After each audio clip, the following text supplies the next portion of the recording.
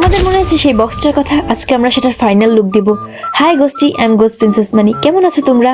Art বুক তৈরি করার জন্য A4 সাইজের পেপার আমি সাইজ মতো কেটে নিয়েছি, দেন পিন আপ করে নিব। কভার পেজের জন্য সামনে কিছু না পাওয়ায় আমি আমার বইটার উপর অত্যাচার শুরু করছি। অবশ্য এতটুকু অত্যাচার ও ডিজার্ভ করে। কিছুদিন পর সবারই পরীক্ষা, তাই সবাইকে জানাই পরীক্ষা মুবারক। আচ্ছা, তোমার না কিছুদিন পর পরীক্ষা, তো পড়ালেখা আমার ভিডিও দেখতেছো কেন? অবশ্য আমি যেরকম আমার অডিয়েন্সও সেরকমই হবে, স্বাভাবিক।